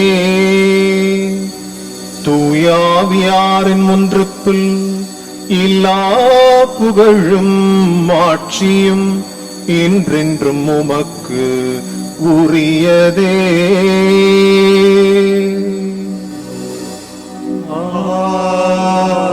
ஆமென். ஆமென். ஆமென்.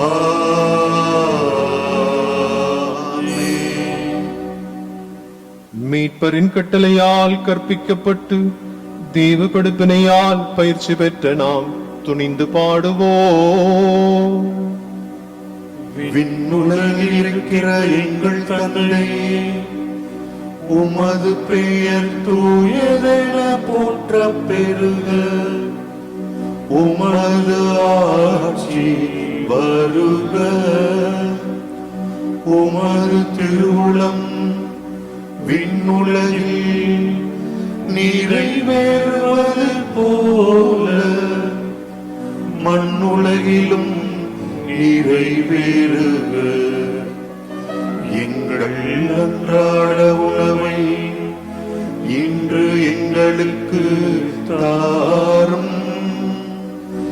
எங்களுக்கு எதிராக குற்றம் செய்வோரை நாங்கள் மன்னிப்பது போல எங்கள் குற்றங்களை மன்னியும்.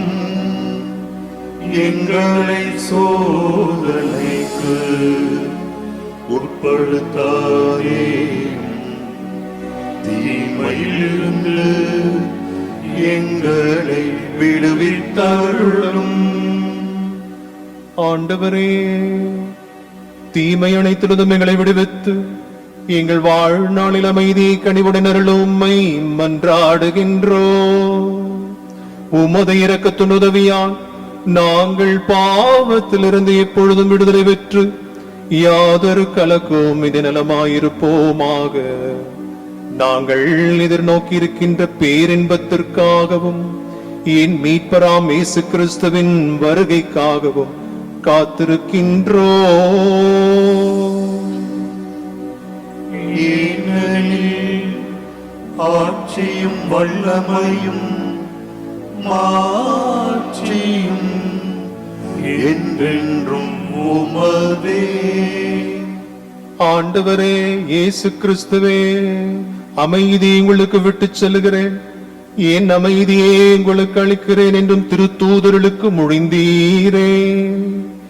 எங்கள் பாவங்களை மட்டும் பாராமல் உம் திரு அவையின் நம்பிக்கையை கண்ணோக்கி உம் திருவுளத்திற்கு ஏற்பதற்கு அமைதியும் ஒற்றுமையும் அளித்தருள்வீராக. என்றென்றும் வாழ்ந்து ஆட்சி செய்கின்றவர் நீரே.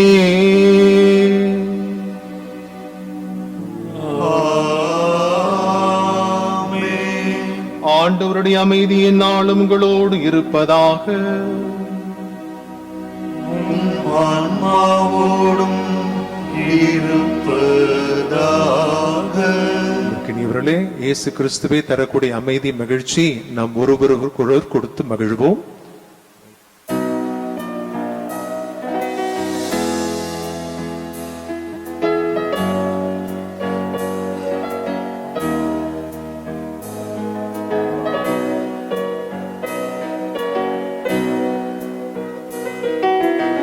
உலகின் பாவம் போக்கும் இறைவனின் செம்மறியே,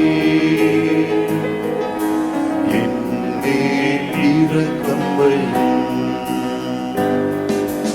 உலகின் பாவம் போக்கும் இறைவனின் செம்மறியே, என் மேல் இரக்கம் வையும். உலகின் பாவம் போக்கும் இறைவனின் செம்மறியே, எமக்கு அமைதியை தாரும். இனிவர்களே, இதோ ஆண்டு உலகின் பாவங்களை போக்கு வந்த இறைவனின் செம்மறியவர், தந்தையின் வார்த்தையானவர். இறைவனின் வார்த்தை உணவாக நம்மை தேடி வருகிறார். நம் அனைவரும் 60-100 மடங்கு பலன் தரக்கூடியவர்களாக நம்முடைய வாழ்க்கையை மாற்றியமைக்க உணவாக இயேசு நம்மை தேடி வருகிறார். இந்த திருவிருந்திலே பங்கேற்கிற நாம் அனைவரும் பேறு பெற்றவர்கள். ஆண்டவரே, நீர் என் இல்லத்தில் எழுந்தருள நான் தகுதியற்றவன். ஆனால் ஒரு வார்த்தை மட்டும் சொல்லியருளும், எனது ஆன்மா நலமடையும். கிறிஸ்துவின் திருவுடல் நம் அனைவரையும் காத்து நம்மை முடிவில்லா நித்திய பேரின்ப வாழ்விற்கு நம்மை அழைத்துச் செல்வதாக. ஆமென்.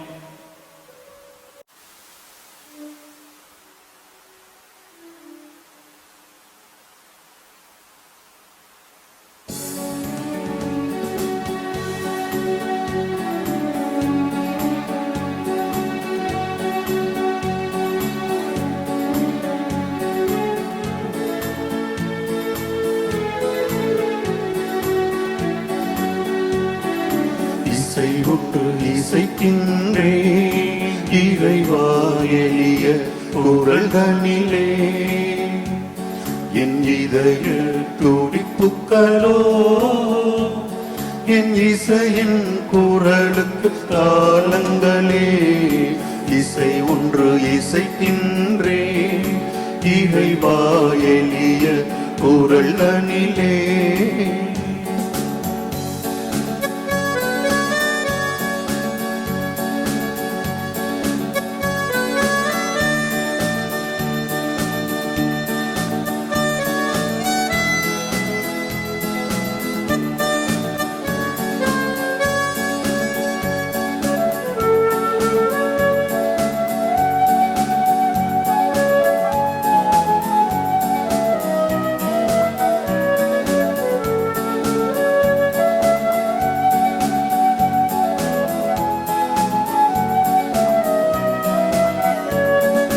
காலத்தின் குரல்தனில் தேவா உன் காலடி ஓசை கேட்கின்றது. காலத்தின் குரல்தனில் தேவா என் காலடி ஓசை கேட்கின்றது. ஆதியும் அந்தமும் ஆகினார், ஆதியும் அந்தமும் ஆகினார்.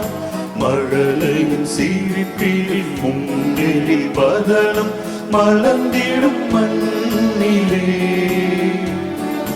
மழலையின் சிரிப்பினில் முன்னெறி பதனம் மலர்ந்திடும் மண்ணிலே. இசை ஒன்று இசைக்கின்றேன் இறைவா எளிய குரல்தனிலே. என் இதய துடிப்புக்களோ என் இசையின் குரலுக்கு தாளங்களே. இசை ஒன்று இசைக்கின்றேன் இறைவா எளிய குரல்தனிலே.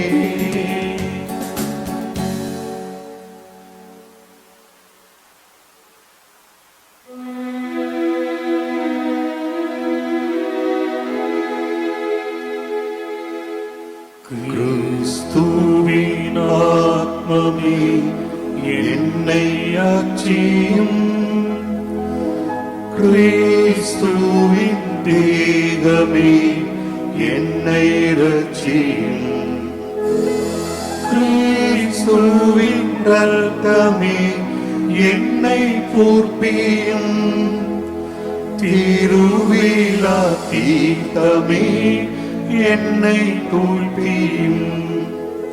கிறிஸ்துவின் பாடுகள் என்னை தேற்றிடும், அருள் நீரை இயேசுவே என்னை கேட்டிடும்.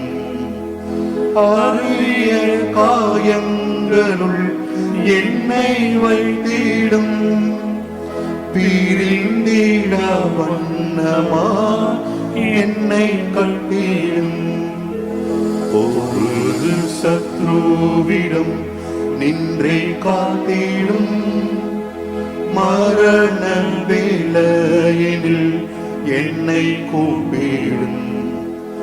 பரகதியில் நிதம் உம்மை வாழ்த்தவே வருகவென்றன்போடு என்னை ஏறிடும்.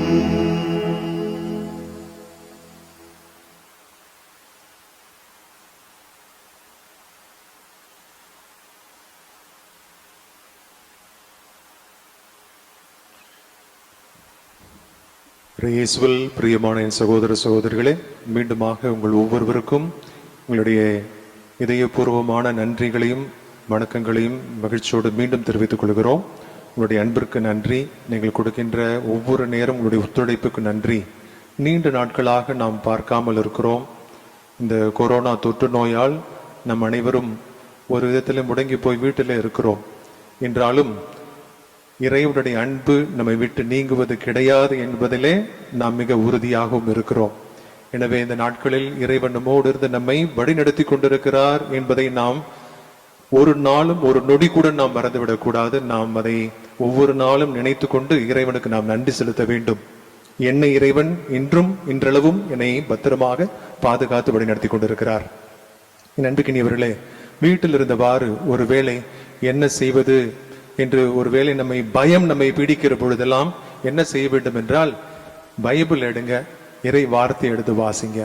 இன்று தந்தை அவர்கள் மிக அற்புதமாக யாரிடத்திலே அதிகமாக இருக்கிறதோ அவரிடத்தில் இன்னும் அதிகமாக கொடுக்கப்படும். யாரிடத்திலே இறைவனுடைய வார்த்தை வாசிக்க வேண்டும் என்ற வாஞ்சை தாகம் இருக்கிறதோ அவரிடத்திலே ஆசீர்வாதங்கள் இன்னும் அதிகமாக கொடுக்கப்படும் என்று மிக அற்புதமாக சொல்லியிருந்தார். எனவே நாம் அனைவரும் ஆண்டவருடைய பலன் தரக்கூடிய ஒரு கிறிஸ்துவ வாழ்க்கை நாம் வாழ்ந்திட வேண்டாமா? எனவே நாம் ஒவ்வொரு நாளும் இறை வார்த்தை எடுத்து வாசிப்போம்.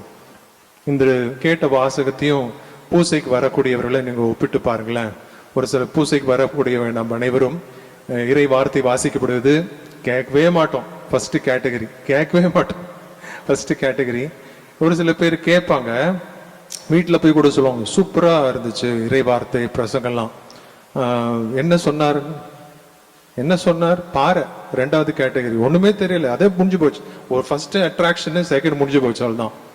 மூணாவது ஞாபகம் வச்சிருப்பாங்க இறை வார்த்தை, ஆனா காலப்போக்கில் என்ன ஆகுது, எல்லா விதமான உலக கவலைகள்லாம் அப்படியே நெரிச்சு அப்படியே முடிஞ்சு போச்சு. Third category. ஃபோர்த் கேட்டகரி ஒண்ணு இருக்குது, சூப்பரான கேட்டகரி. என்னது? இறைவனுடைய வார்த்தையை கேட்டு ஒவ்வொருத்தரும் அதை இதயத்தில் தக்க வச்சு நம்முடைய சிந்தனை, செயல், சொல் எல்லாமே நம்முடைய வாழ்க்கை முழுவதுமே இறை வார்த்தையால் வழிநடத்தப்படுகின்றவர்களாக மாறுகிறோம். இந்த 4 நிலையை நாம் வைத்துக்கொண்டு அன்பிக்கினியவர்களே, இந்த கொரோனா நோயெல்லாம் வீட்டுல பயமா இருந்துச்சுனாக்கா இறை வார்த்தை எடுத்து வாசிப்போம். இறை வார்த்தை எடுத்து வாசிச்சு தியானிப்போம். அது நமக்கு சக்தி தரும், பலன் தரும், நம்மை வழி நடத்தும். இதுல எந்த விதத்துல சந்தேகம் இருக்க முடியாது. 100% உண்மை இது. அதோடு மட்டுமல்ல, இந்த நாட்களிலே ஒரு சில தந்தையர்களுடைய இறப்பை நாம் கேள்விப்படுகிறோம். சமீபத்திலே அருட்தந்தை B.K. பிரான்சிஸ் அவர்கள் காலமாக இறைவனடி சேர்ந்திருக்கிறார்கள் இந்த கொரோனா தொற்று நோயால். எனவே அவருடைய ஆண்மேலை பாற்றிக்காக ஜெபிப்போம். இது நமக்கு நினைவூட்டுகின்றதெல்லாம் நாம் அனைவருமாக மிக மிக பத்திரமாக இருந்திட வேண்டும் என்பதை மீண்டும் மீண்டுமாக நினைவுபடுத்தி கொண்டிருக்கிறது. எனவே வீட்டில் இருந்த வண்ணமாக நம் அனைவரும் வெளியே போகிறோமோ வருகிறோமோ உடனடியாக நமக்கு அரசு சொல்லக்கூடிய எல்லா விதமான செயல்பாடுகளிலும் நாம் ஈடுபட்டு அதற்கு ஏற்றவாறு நாம் பாதுகாத்துக் கொள்வோம். நம்பிக்கையவர்களே, அதோடு மட்டுமல்ல, உங்களுக்கு ஒரு அன்பு வேண்டுகோள் இருக்கிறது. பல நேரங்களிலே ஆலயத்திலிருந்து ஆசீர்வாதங்கள் வருகிறது. இந்த ஆசீர்வாதத்தால் நாம் அனைவரும் வாழ்க்கையில பல விதத்தில் வளர்ச்சி அடைகிறோம். ஆனால் இந்த நேரத்திலே இறைவனுக்கு நாம் கொடுக்கின்ற ஒரு காணிக்கை இருக்கிறது. அதுதான் நம்முடைய வார சந்தா, அது மாத சந்தா. எனவே உங்களுடைய இந்த சூழ்நிலையிலே எல்லோரும் கொடுக்க வேண்டும் என்று வற்புறுத்துவது மிக மிக நல்ல செயலாக இருக்காது. ஆனால் முடிந்தவர்கள், உங்களால் முடிந்தவர்கள், ஒரு சில பேர் சொன்னீங்க வீட்டுல நாங்க சந்தா எடுத்து வச்சிருக்கிறோம் சொன்னீங்க. வீட்டிலே சந்தா வைத்திருப்பவர்கள், ஆலயத்திற்கு காணிக்கை கொடுக்க வேண்டும் நினைப்பவர்கள் தயை கூர்ந்து நேரடியாக தந்தையரிடத்திலோ அல்லது உங்களுடைய அன்பிய தன்னார்வ தொண்டரிடத்திலோ நீங்கள் கொடுத்து உதவிடும்படி அன்போடு கேட்டுக்கொள்கிறோம். இப்பொழுது சற்று ஆலயத்திலே நமக்கு தேவை இருக்கிறது. தேவை நிமித்தமாக நீங்கள் அதை அறிந்து உடனடியாக உதவி செய்தபடி அன்போடு உங்களை கேட்டுக்கொள்கிறேன். பல நாட்களில் இதை நான் சொல்ல மாட்டேன், ஆனால் இப்பொழுது நான் சொல்லுகிறேன், தேவை இருப்பது என்பதனால் தான். நம்பிக்கையவர்களே, இதை இன்னும் சிறிது காலகட்டத்திலே நெட் பேங்கிங் என்பதற்கு அதற்கு வேண்டிய செயல்பாடுகளில் ஈடுபட்டு இருக்கிறோம். அது வந்தவுடனே அதற்கு வேண்டிய அந்த லிங்க், அதற்கு வேண்டிய செய்திகள், அதற்கு வேண்டிய விஷயங்களை எல்லாம் உங்களிடத்தில் நான் பகிர்ந்து கொள்கிறேன். அதுவரை இந்த நெட் பேங்கிங் என்ற விஷயம் வரும் வரை நீங்கள் உங்களுடைய அன்பிய தன்னார்வ தொண்டரிடத்திலோ அல்லது பங்கு தந்தையரிடத்திலோ நீங்கள் கொடுத்து உதவும்படி அன்போடு உங்களை கேட்டுக்கொள்கிறேன். நண்பர்களே, உங்களுடைய திருப்பலிகள் நீங்கள் ஒப்புக் கொடுக்க வேண்டும் என்றால் நீங்கள் தாராளமாக தொலைபேசி மூலமாக கூட சொல்லலாம். உடனடியாக பணம் கொடுக்க முடியாது என்றாலும் பரவாயில்லை, நீங்கள் வரும்பொழுது கொடுத்து விடலாம். ஆனால் நீங்கள் உங்களுடைய திருப்பலிகள் நிறைவேற்றப்படும் என்பதையும் இந்த நேரத்தில் நான் அன்போடு தெரிவித்துக் கொள்கிறேன். மீண்டுமாக உங்கள் ஒவ்வொருவருக்கும் என்னுடைய அன்பு கலந்த நன்றிகளையும் வாழ்த்துக்களையும் மகிழ்ச்சியோடு தெரிவித்துக் கொள்கிறேன். நம் அனைவரும் இறுதி ஜெபத்திற்கு தயாராகவும் இறைவனுக்கு நாம் நன்றி செலுத்துவோம். ஒரு அற்புதமான திருப்பலி இறைவன் நமக்கு கொடுத்திருந்தார். இறைவனுடைய உன்னத தெய்வீக பலி இது. எனவே அவர் நமக்கு தருகின்ற அருள் வளங்களுக்காக நன்றி செலுத்துவோம். இறைவன் நன்றி செலுத்துவோம். அனைவரும் இந்த நேரத்திலே இறைவா உமக்கு நன்றி என்று ஒரு நிமிடம் ஆண்டவருடைய அருள் வளங்கள், குறிப்பாக நாம் பெற்ற நற்கருணை, ஆண்டவர் இயேசு கிறிஸ்துவை அருட்சாதனமாக பெறவில்லை என்றாலும் நாம் அவரை ஆன்மீக ஆர்வத்தோடு இறைவாயின் உள்ளத்தில் எழுந்தருளி வாரம் என்று நாங்கள் ஜெபித்திருக்கிறோம். அந்த ஜெபத்தின் அடிப்படையில் நாம் இறைவனுக்கு நாம் நன்றி செலுத்துவோம்.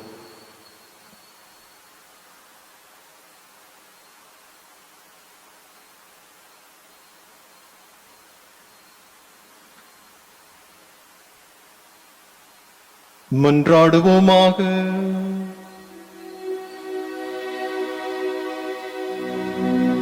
ஆண்டவரே, உம்முடைய அருள் கொடைகளை பெற்றுக்கொண்டு நாங்கள் உம்மை வேண்டுகின்றோம்.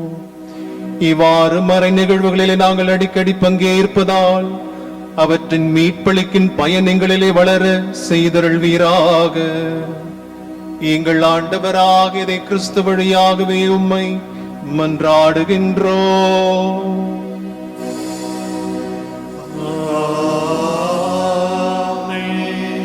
ஆண்டவர் உங்களோடு இருப்பாராக. ஆன்மாவோடும் இருப்பாராக. எல்லாம் வல்ல இறைவன் தந்தை, மகன், தூயாவியார் உங்கள் அனைவரையும் ஆசீர்வதிப்பாராக.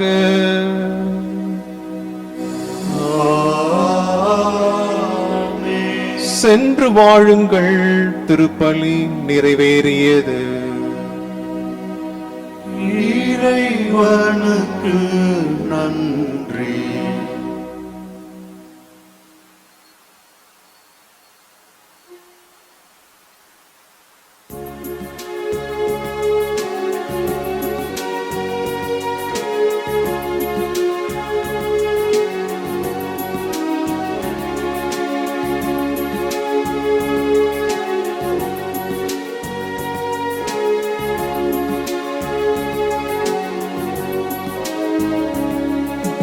மாதாவே துணை நீரே, உன்னை வாழ்த்தி போற்றவரம் தாரும். ஈரோ பிள்ளைகள் வந்தோம் அம்மா, ஏற்றன்பாக எம்மை வாரும். வானோர்த்தம் அரசே தாயே, மன்றாட்டை தயவாய் கேளும். ஈனோரின்றமை நீர் தள்ளாமல் எக்கால துணை கற்பாரும். மாதாவே துணை நீரே, உண்மை வாழ்த்தி போற்ற வரம் தாரும். ஈதோ பிள்ளைகள் வந்தோம் அம்மா, ஏற்றன்பாக எம்மை பாரும். தூய பாத்திமா அன்னையே, எங்களுக்காக வேண்டிக் கொள்ளும். புனித சூசையப்பரே, எங்களுக்காக வேண்டிக் கொள்ளும். தந்தை, மகன், தூய ஆவியின் பெயராலே ஆமென்.